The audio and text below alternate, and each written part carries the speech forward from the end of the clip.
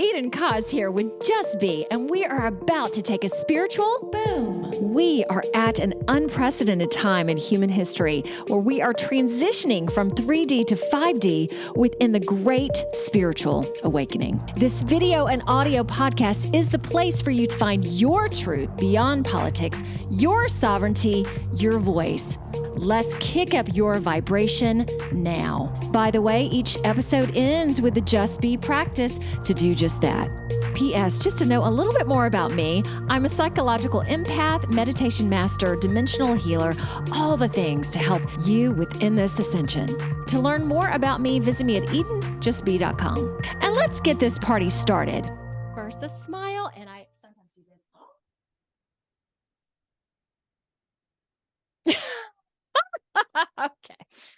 Okay. And then I get ready, Debbie. Okay, here we go.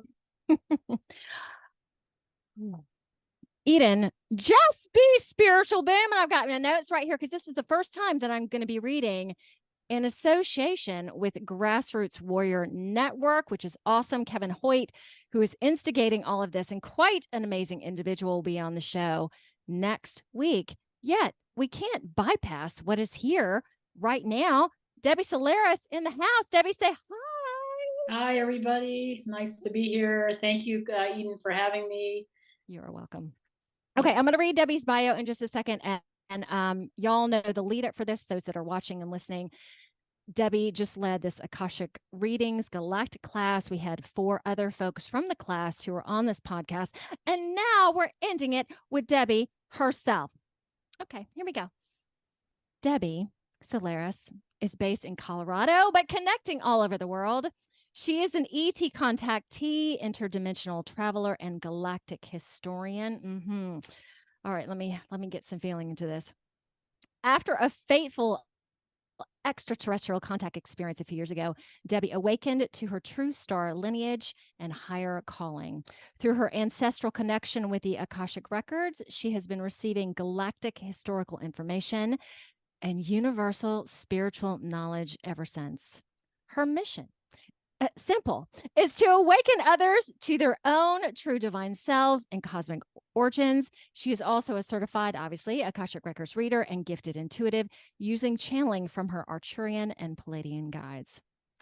I experienced this using a unique and expansive perspective. Debbie offers visually appealing, multimedia-rich classes, webinars, and presentations on extraterrestrial life and culture, galactic history, ancient civilizations, as well as starseed and lightworker enrichment workshops. I put in the notes below about Galactic U Radio and the 2 shows you were recently on, so feel free to talk about any of that too. Yeah. Woo! Hopefully I didn't read that too fast. Let me take a little breath. Let's say hello again. Well, that was the most, I have to say, that was the most enthusiastic, I guess, reading of my bio that I've ever encountered. But thank you for that. I appreciate the enthusiasm and the love and the support. So always all about that. You know, that's all we can do is support, love, and support each other, right? So exactly. And for me to say that, so I've been doing this show for about 1.5 years, meeting all walks of life, and some folks that say, hey, I'm this dimension or whatever, and seeing lots of truth in that. And the cool thing about Debbie is, in being in her class for the 8 weeks, you know, I really got to see her and see that she really is humble, essentially. Yeah. Thank you for saying that. Yeah, no, I try to keep it real, you know. So she does. All right, so usually what I lead off my first question is, tell us about how you started, and I know you've talked about some of this before, so I know the answer. Tell us about awakening into the world, which that was before your ET experience. Is that not correct? Yes, I would say probably my spiritual awakening happened even before the ET contact experience in 2012. I actually think the catalyst was when my father committed suicide in 2007. That kind of started the ball rolling, which was a very tragic event. It was very unexpected. It turned my family upside down, you know, for quite a few years. But but like everything else, we all three healed through it. But I think that was when I really started asking questions. I started asking questions about the planet, about what's really going on, and I fell into a little bit of a rabbit hole with the conspiracy theories at first. So that was kind of my segue into it. And I always tell the story about my now husband, who was really into UFOs, and he was into the paranormal experiences, and so I got introduced to that through him as well. But I think it all pretty much started when I decided that I did this as a way to heal myself from my grief, was Yeah. to become an animal assisted therapy team. So I had this amazing cat that I adopted. She was a hairless sphinx, so she was already different, but she was the most friendly, most uncat-like cat I guess I've ever had. And I remember, I would take her to parties, and she would, interact with people, and I was like, No wow. way. That is I mean, very this cat is uncat-like. really different, and so Right. one time I was watching a show on Animal Planet about animal assisted therapy and therapy animals, and I thought, wow, I think that's something Piglet, her name was Piglet and I can do. We Okay. can do that together. And so I did a little research, and I found out that the headquarters for the American Humane Association, who teaches this course, was actually in Denver. I mean, which I'm really close to Denver. Okay, so I was like, wow, this is amazing. So of course, I signed up for the course, and Piglet was a trooper. I tell you what, she passed with fine, she passed a certification with flying colors. I mean, she got the advanced rating on her first try, so Wow.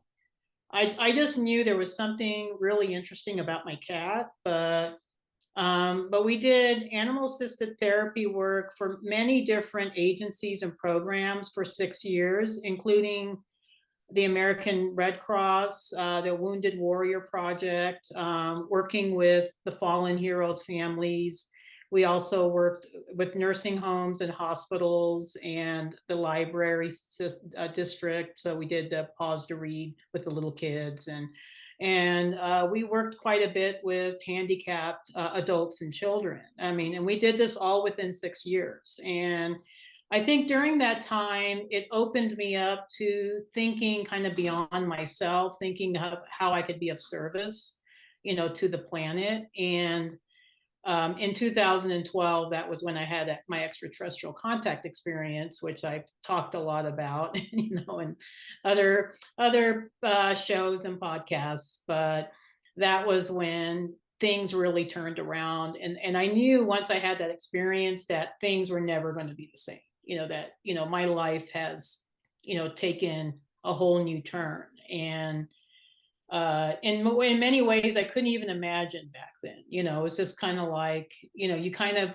have an experience and you're processing the experience for a couple of years, but then you don't know where it's going to lead you. And it's led me to just, amazing avenues of rediscovery and growth and being able to be of service. So Do you mind talking about your corporate job first? Because I always like to clarify for people that those of us who do this kind of work, we're normal people. So yeah, exactly. tell It's about not your like we were normal. brought Right. up with woo woo parents, I or wasn't. yeah, I wasn't either. And I do have some clients that were brought up like that, that have done very, very well in their spiritual careers, but I definitely wasn't one of those people. I actually am a Navy veteran, so I've been connected with the military all of my life because my family was a military family. We traveled a lot, and when I was growing up, and then I joined the Navy, and then through my Navy career, because I was a hospital corpsman, I got specialized in environmental health, and so when I got out of the military, that's what I did for 30 years, was environmental health. Okay. So And what does that mean exactly? Environmental health is connected with public health. So it's mainly protecting, actually, a lot of people think it's protecting the environment from people, but it's actually protecting people from the environment. So, which is kind of a twist around. Yes. Okay. And so basically what you do if you're an environmental health inspector is that you're inspecting restaurants, you're inspecting pools, you're inspecting hotels, public spaces, and I did that for 30 years. I did have a hiatus where I did work in the IT field for a few years. So I did that as well. Because I do have a secondary degree in multimedia arts, but I've worked the corporate world in the corporate and government world for over 30 years, and it took its toll on me. I have to say, it did take its toll on me. Especially, I think once I awakened, I started realizing, wow, this is just a matrix. It's not even real, and you don't feel in alignment with the work that you're doing. And then you realize, gosh, there's a lot of patriarchy, there's a lot of toxicity, and it takes it ultimately takes its toll on, at least it did on me, in a very physical sense, where I had one illness after another, after another, after another. And my guides at the time were screaming at me. You were talking about your Arcturian guides. My Arcturian guides were screaming at me, telling me, you need to get out now. You need to leave this world behind. And I was fighting with my husband. I was fighting with my family because they wanted me to stay because of the retirement, the retirement. And then ultimately, I ended up taking all the money that I was saving from my Akashic reading earnings and used that to pay for time, service time, so I could retire 2 years early and still get my full retirement. So were you doing readings on the side? Yeah, I was working full time and doing readings on the side. So I was always working. So I was working a 9-to-5 job for years and also doing an Akashic practice on my off time. And I think that too took its toll. My family was begging me to give up the Akashic practice, and I said, "Oh, hell no!" I said, "That's my future. No, that's right. I'm not giving that up." And I'm assuming also anything, it's the 3D job. And I'm assuming they didn't understand the readings. They were just like, why are you doing this silly little thing? Yeah, they kind of attribute it to like, oh, you're just doing these little tarot readings or these little, astrology things. But it was actually much deeper than that. Akashic readings are much, much deeper than, not anything against tarot or astrology. I mean, I think those are very worthy modalities, but this is a much different, much deeper kind of work. And you know that from going through the course yourself, how deep it gets. And we were just getting started in that course.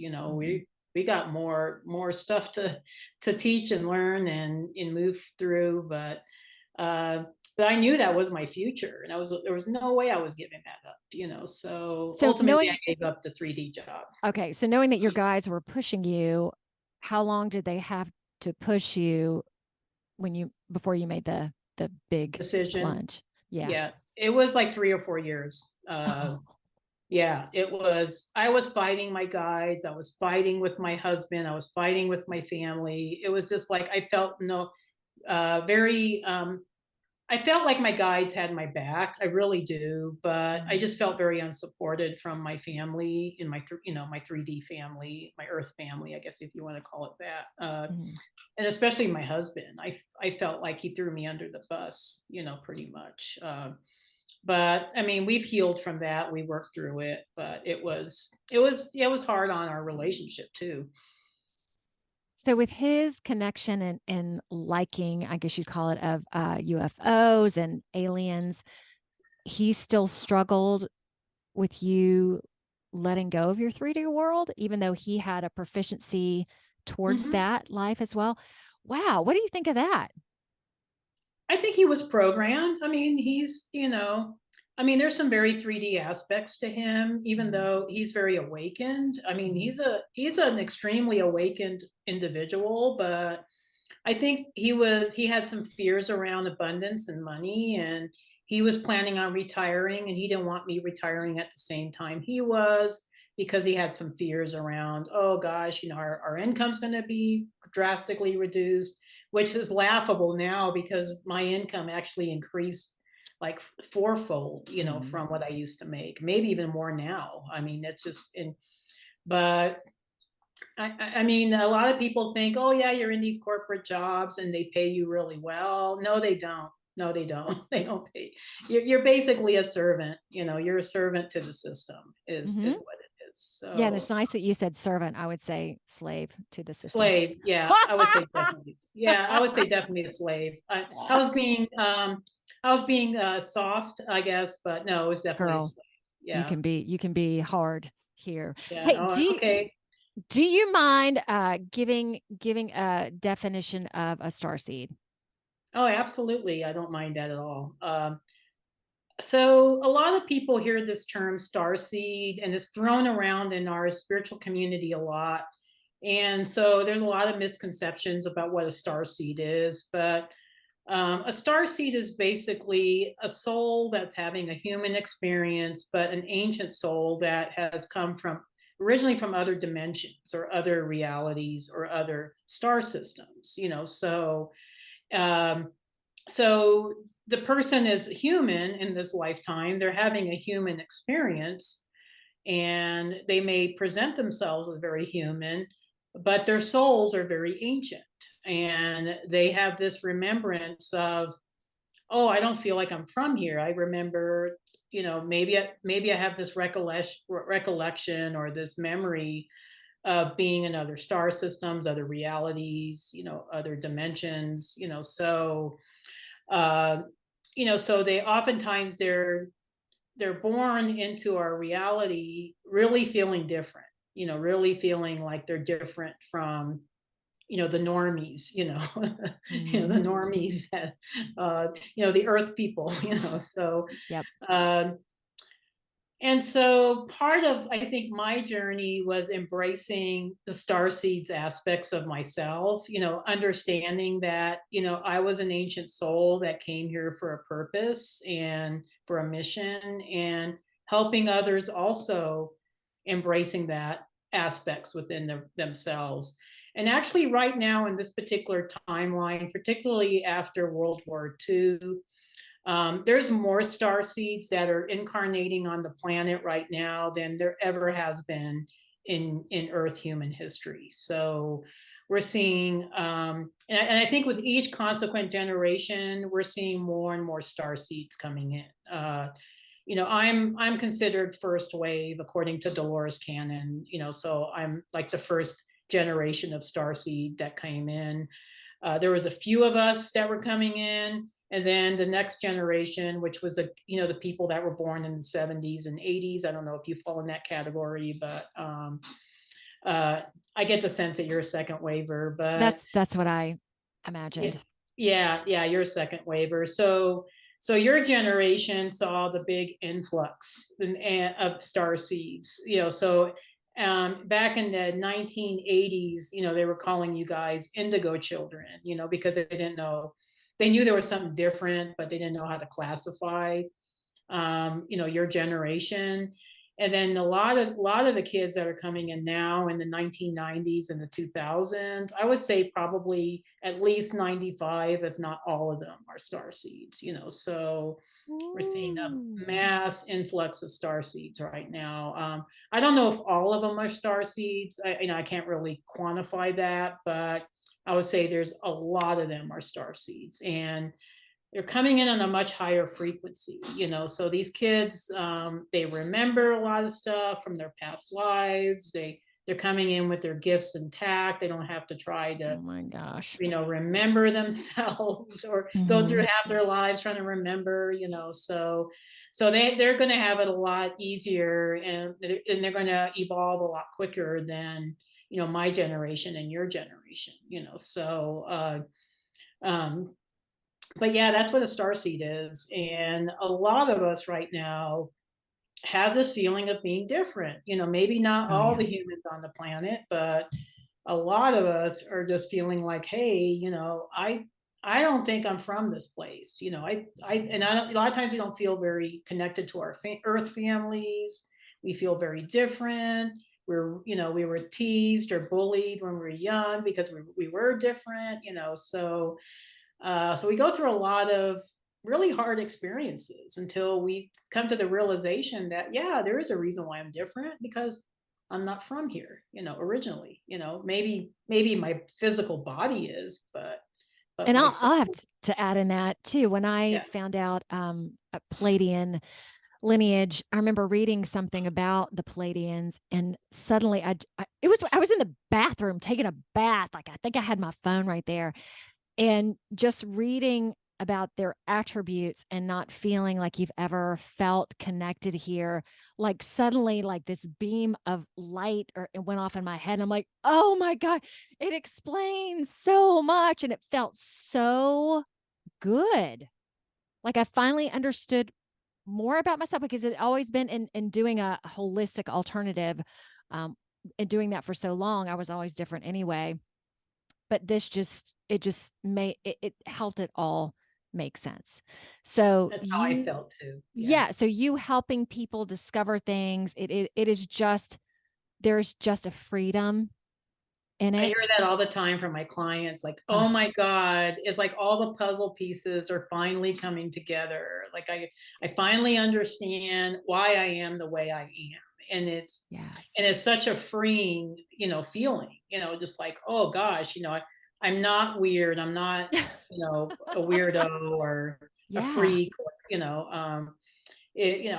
I'm this way because I'm an ancient soul. I've been in other systems. I've come from other civilizations, Mhm.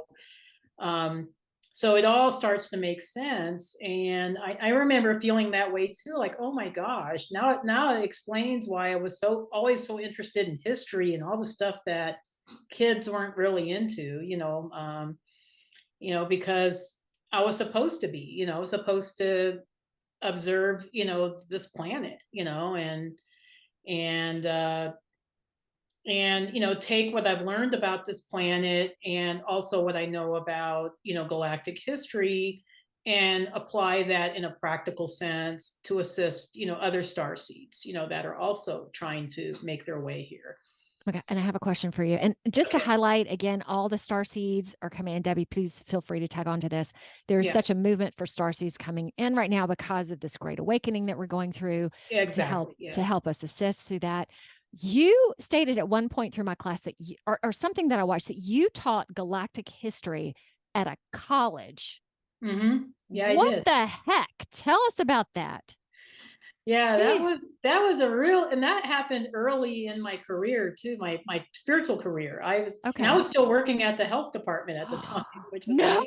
no way. Okay. It was I did a presentation in Denver for a paranormal group, and they were Okay. basically, what they were doing was they did like this ET contactee panel where, there was like 5 people talking about their ET experiences, and this was my first time ever coming public with my story, so I was like nervous as heck. I was like, oh No. man, what are people going to think about my crazy story? Right. And so, and if your listeners are interested in my story, they could probably do a search on YouTube. And I've done many of these interviews, so they can find out more about what happened with Okay. that. But I just want to add that in there in case people are Yeah. wondering what happened, Got it. um, but I was invited by a group called the Boulder Exopolitics Group, and they're a group that mainly they connect kind of like the ET experiences with what's going on the planet. So exopolitics means, relationship between, our planet and the, extraterrestrial civilizations. And so they asked me, hey, do you want to teach a class at the University of Colorado? And I was like, holy crap, seriously? This is the University of Colorado in Boulder. I mean, it's not even like a branch. It was the University of Colorado. Yeah. Jeez. And so I taught a three-hour class in the Wolf Law Auditorium, which was an amazing venue. And that was the first class I've ever taught in a big public arena like that. And then I think everybody that was in the spiritual community in Colorado knew who I was at that point, because I guess the class had such an impact. And basically what I did is I talked about galactic history. I talked about the beginning of our galaxy and Okay, how, let me ask you this. Is Colorado just more open in general? Like the students came really wanting to and having an open mind, or hey, let's hear what this lady has to say. How did it feel to you?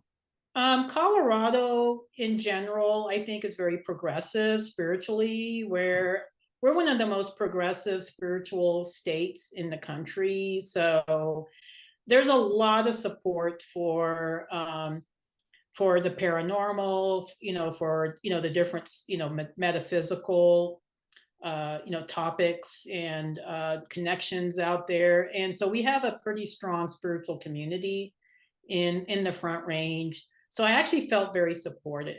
I felt like people, even if they didn't know what I was talking about, they were very open to it. So it didn't feel like I was teaching to a bunch of skeptics, like people are just saying, like, oh, I don't know what she's talking about, kind of thing. But Wow.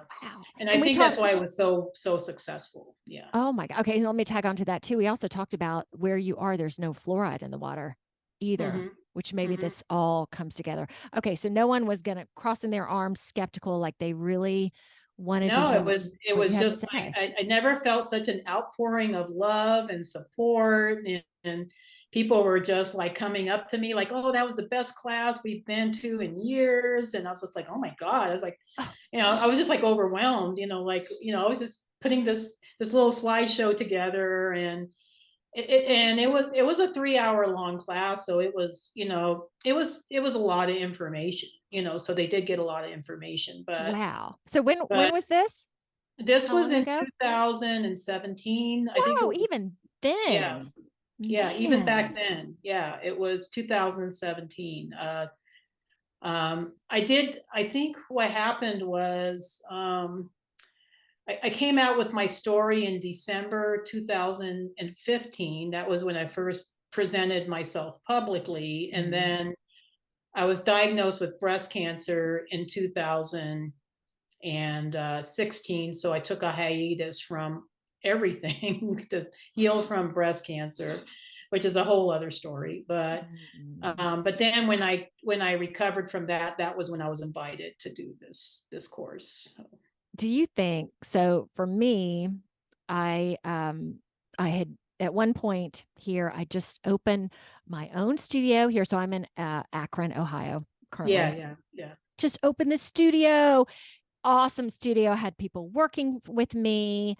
Wonderful. And I ended up getting this crazy infection, which took me 2 years to heal from. Basically, why it was spiritual, beautifully spiritual for me too, was it basically said, what you're doing with this company and all that, you need to stop that and come back to yourself. So now I do work out of my studios in my home. It's much, much simpler.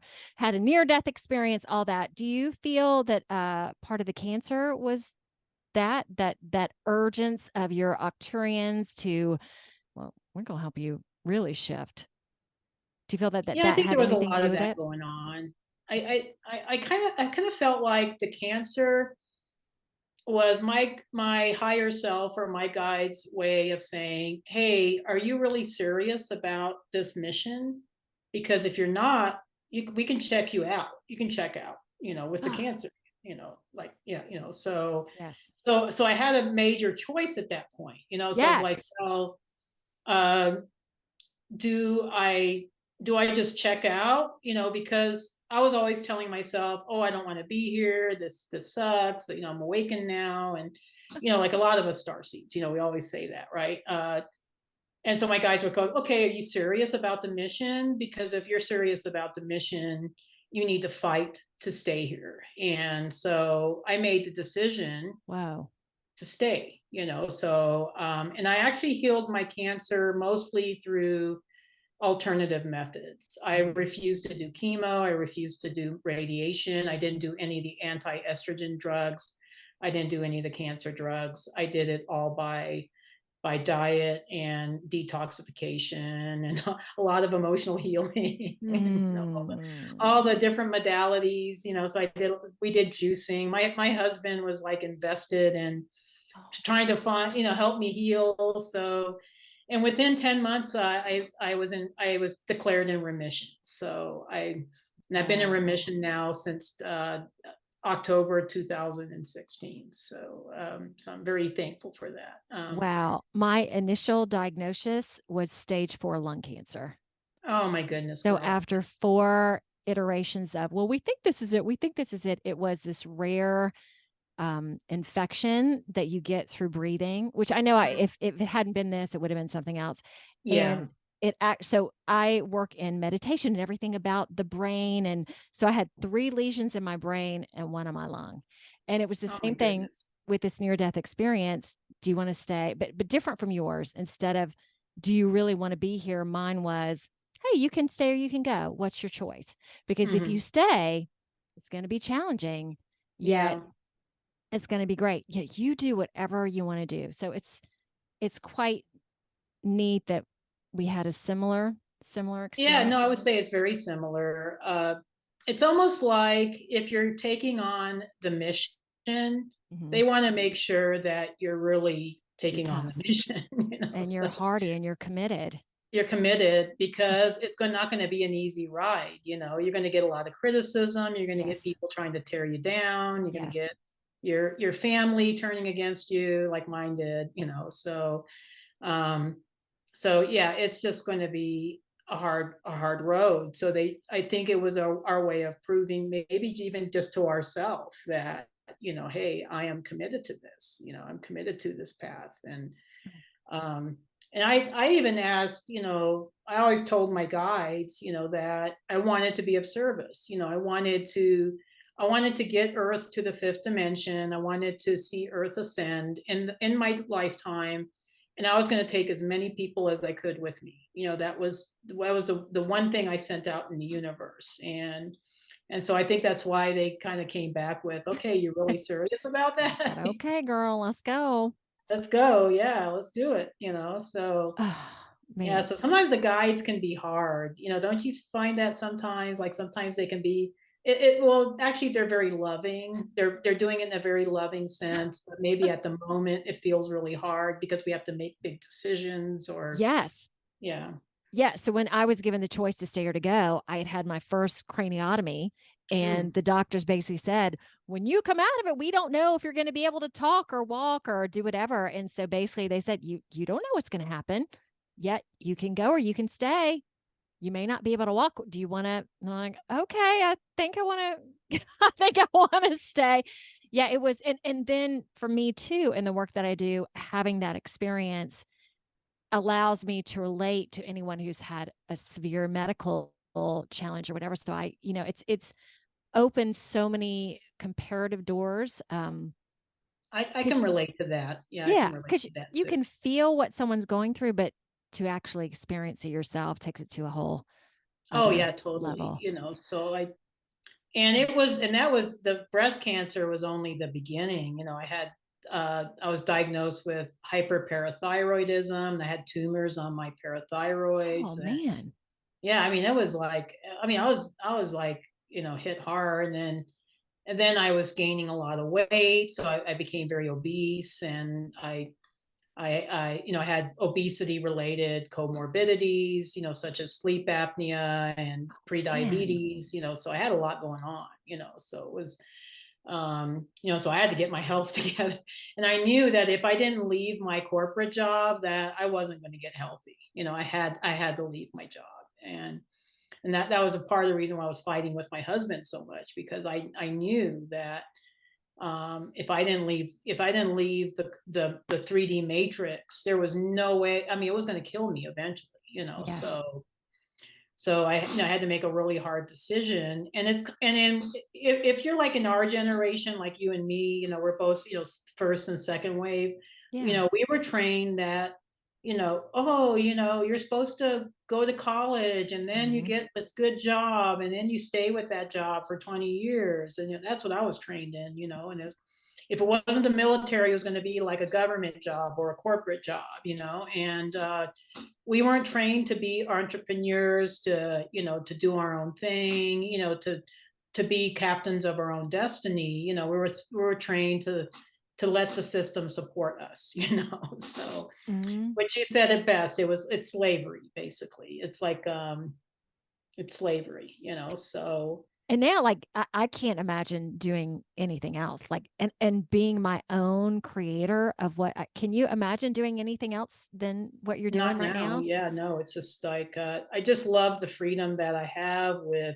the work that I do, and that I can pick up and go to a conference anytime, or I can take time off and take a vacation, but still work hard, still, obviously if you're running even a spiritual business, you're going to be working hard, to get that business up and running, and to expand it. But no, I can't imagine doing anything else. Like it almost feels like, the corporate job that I did, in the past, it feels like almost like another lifetime now. It doesn't even feel like it's part of this lifetime. I don't know if you Yeah. had that feeling, but yeah. And I bet you feel so. I was in, well, really quickly, I went back to school to get into the creative side of advertising. So I was in it for 15 years, but and just doing that, my family was like, why are you leaving your job to go back to school? Because I was like, this is all I can really do. I felt so passionate about it. So I loved that part of my career, then got into this, which I didn't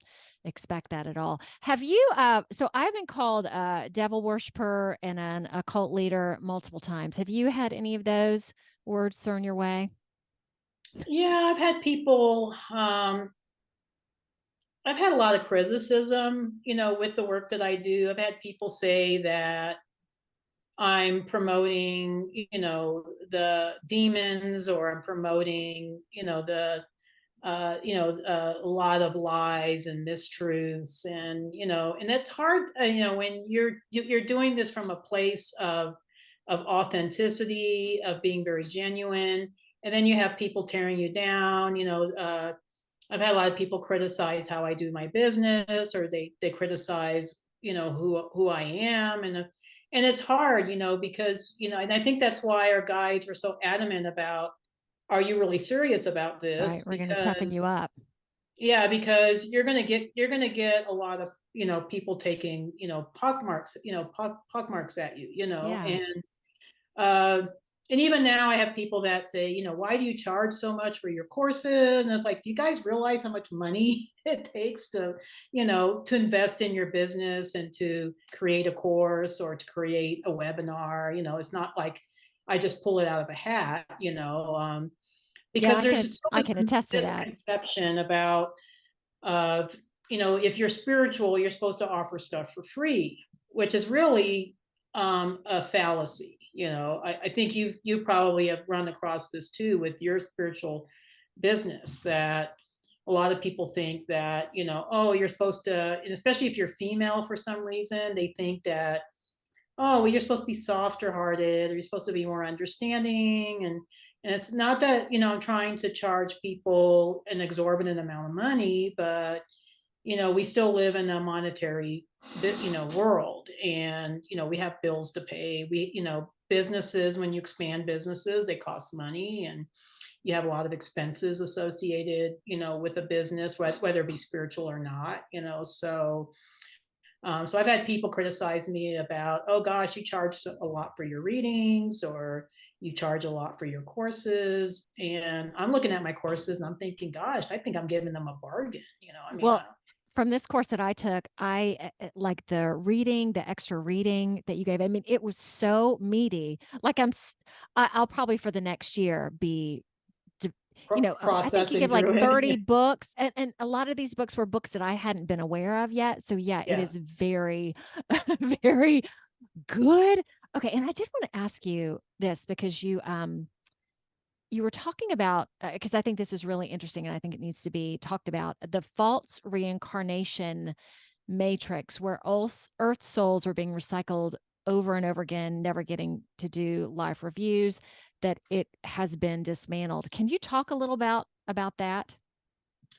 Yeah, there was a download I got, I think, a few years ago, because I was always wondering why there's still a lot of Earth souls here that just seem very unevolved, Mm. like they're star seeds and we're so aware of everything, we're so hyper aware of what's going on, the underlinement, of things that are going on here.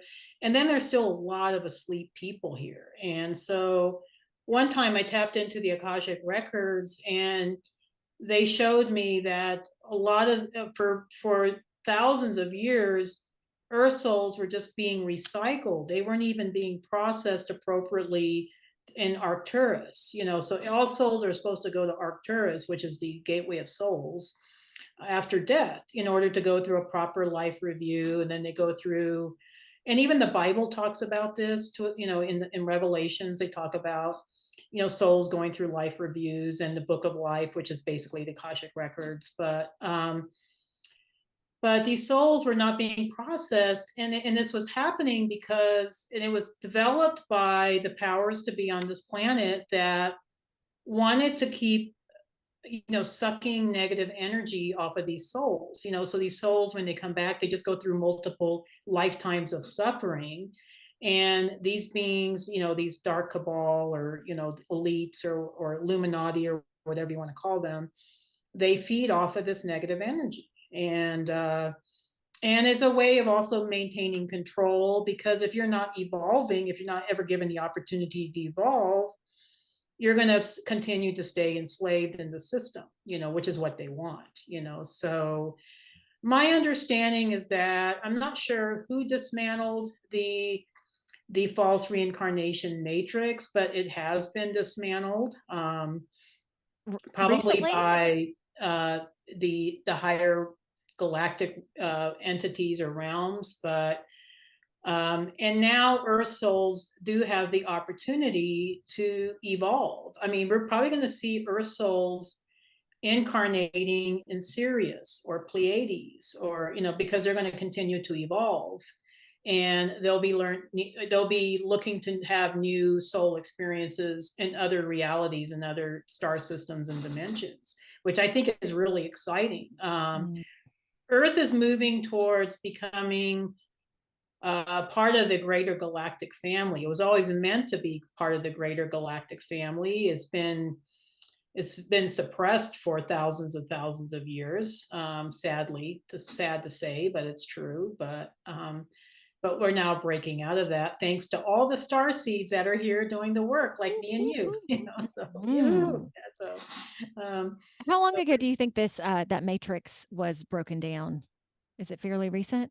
it was fairly recent. I Okay, think that the makes sense. date they gave me was in the 1990s. Yeah, Okay. and there's also, I think, a lot of sacrifices that star seeds make, incarnating here. Mhm. I mean, because we're coming from higher dimensional realms, and then we're coming from like a sixth dimensional reality, or a seventh dimensional reality, or even a fifth dimensional reality, and then we're coming here to 3D, and it's like we just feel so disconnected here. And I think even Dolores Cannon said, I think that the call was put out for starseeds to come onto Earth, and a lot of people raised their hand, and then they got to Earth. They were like, "What the heck did I just do?" Suicides, people wanting, or souls wanting to get the heck out. Get the heck out. Yeah, Get the no, heck out. it's kind of like, in as far as spiritual evolution and lessons go, this is like PhD level. It's like so difficult to be here that it takes only the strongest souls, To survive. just to get through it. Yeah. Yeah. So Debbie, can you talk? So my last podcast was pretty heavy about 5G and what's going on and surveillance and all that. I would like, if you're cool, just to take a moment, as this show is also about, let's present some truths, yet Mhm. this is all leading us to the fifth dimension, to this glorious new earth. Can you speak about what is coming? What is coming Oh, now? yeah, sure. Would Okay. love to. This is what I also saw, because in the records, it doesn't just show past events, it also shows probabilities for future events. And that was one of the things we taught in the Galactic Akashic reading course that we just completed. And it was amazing. Everybody got so much out of it. But one of the things we talk about is future probabilities. And the beauty about being able to do galactic Akashic readings is you can tap into those future probabilities. And one of the things that I saw was that the monetary system is being dismantled as we speak. I mean, there really isn't an IRS anymore. There isn't a Federal Reserve, or it's being dismantled. These currencies that are currently, I think eventually we're going to be moving towards no currency, but for now we're moving from a physical currency to a digital currency, and then from there. And there's a Dasara Nasara program in place that's going to absolve people of all debt, and which is going to be amazing. And then the money is going to be redistributed more or evenly and more fairly amongst all humans, not just the one percenters, but that's occurring as we speak. There's going to be an influx of extraterrestrial based technologies such as the med beds, and just that the allopathic medicine model is going to be changed dramatically, that we're going to a more frequency based healing model rather than big pharma based. The thing that excites me the most, though, about what's coming in the future is that my understanding from the Akashic Records, and like I said, this is just a probability and timelines can always change, is that by the end of this decade or by early next decade, the dates they gave me was between 2028 and 2032, we're going to have an actual extraterrestrial contact here on Earth where everybody's going to know about it. It's not going to be hidden anymore. And at that point, we're going to be interacting with our galactic brothers and sisters face to face, and the world is going to change dramatically. There's going to be so much disclosure. There's going to be so much coming to the open. We're not going to become like in this little bubble anymore. We're going to have to humans are going to start becoming aware of this, that, hey, there's a much greater universe out there, and there's many other types of beings out there besides just Earth humans. So it's gonna change our civilization, I would say, very rapidly, and that's when we're going to really move into the age of Aquarius, and it's going to be amazing. Delightful. All right, I'm going to ask you one final question, if I may. Someone who doesn't believe that there's more, what little question would you give them attempting to just open their mind into more? What would you say? That's a good question. I would say, there's so many stars out there. There's so many planets. How can we be the only intelligent race of beings in this vast universe? It just doesn't make any sense. I mean, when there's, a multitude of star systems, a multitude of planetary systems, a multitude of constellations. It just doesn't make any sense, even on a logical level, that, oh, there's only a little group of humans on one little tiny planet. It doesn't make, it just doesn't. So that's what I would probably ask them. There you go.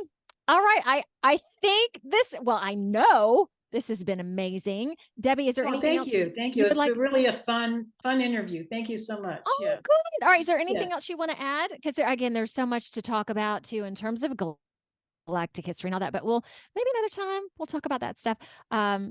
Yeah, if you ever want me back, just I'll come back. We'll do this again. Yeah, thanks. And yeah. I'm So assuming, is your kitty, has she passed away? yeah, she did pass away. Yeah, my little kitty. Yeah, Piglet Piglet. Piglet. Yeah, Piglet. she passed away in 2017, just when I was getting started with my mission. So yes. Well, there you go. Yeah. She was there to transition you She into was this. transitioning me to my new role, and then when that was done, she knew that was her contract was finished. Yes. She was an amazing cat, and you can read more about Piglet on my website. There's a whole Piglet. She's on there. Okay. Yeah, she's on the website. Yeah, so there's a whole Piglet section. You can see pictures of the work she and I used to do as animal assisted therapy team. So that's so awesome. All right, before Debbie goes, I would like for everybody to send her a whole bunch of love. Again, knowing that it's challenging to get to this point, knowing all the hardship she had to go through, knowing that we're all evolving through everything. So a big hug to her right now. And I'm going to sign us off. Debbie, if you can stick with me just for 1 second. Bye, everybody. Bye, everybody. Just be practice. For the practice today, we're going to keep it pretty simple because I have a session that's about to arrive. As y'all know, I have gotten much more into the galactical realm because this is important, because the spiritualness that I was in so small, and now realizing not only how big the Great Awakening is, but how we are connected to so much more than most of us could even think possible. And I still feel like I'm just on the brink of discovery. So let's get there a little bit more together. I think I always say this. If you could close your eyes, if that feels appropriate to you. And I'm going to take a couple moments to really not only look at for a second. I looked to get me centered, but to get all of us centered. All right, so it's like we're everyone who's doing this together. We're all going to be standing on the earth together in a collective. Maybe we're holding hands. Maybe we're just together. It doesn't really matter. And there's going to be such a foundational ground to the earth that we are here. And this is going to help us become more conscious and awake. And then it's like out of our heads are going to be these little antennas. I'm going to open my eyes again for a second. That it's like this beam of light out into the heavens. And it doesn't matter where you are with this, basically saying, hey, I am open and I'm ready and I'm wanting to ascend and increase my vibration, knowing that I'm not alone, knowing that I have my angels, knowing that there's so much support for me, knowing that I am ready and I am open to receive not only my galactical gifts. I keep opening my eyes, you guys, my galactical gifts, but connection to the galaxies, connection to my history, that I am just open. That's all you have to be.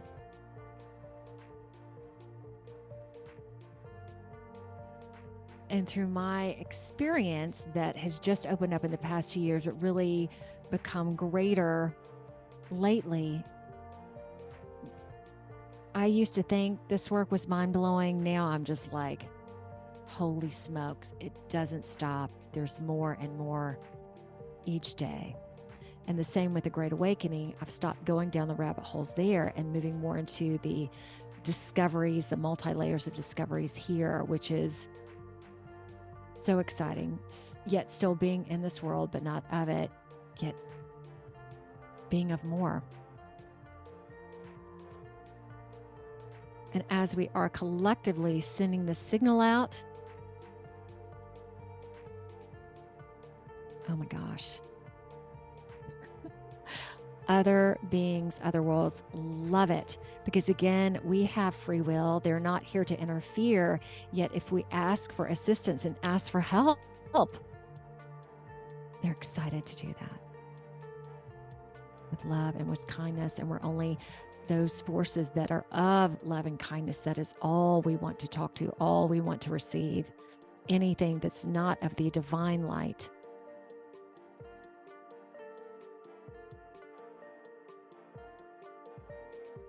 And right now, there's such magneticness, beauty. Our souls are all smiling. They are all smiling. Knowing eventually there is going to be this this discovery of the truth of all this on planet Earth, and not so distant in the future. So go ahead and get acclimated to it now. Start researching, start looking at things. Dolores Cannon is a biggie. And she's everywhere. YouTube, she has so many books. She's an inspiration. Okay, so when you're ready, come back, open your eyes, knowing that connection is there. Oh, and it feels so good.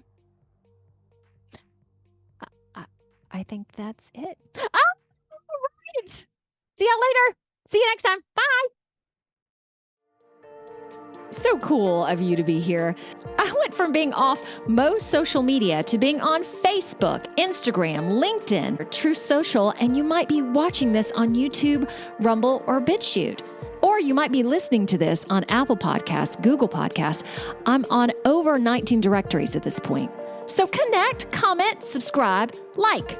Oh, and my intention is to have a new episode out Wednesday of each week. Oh, Lordy, more to come.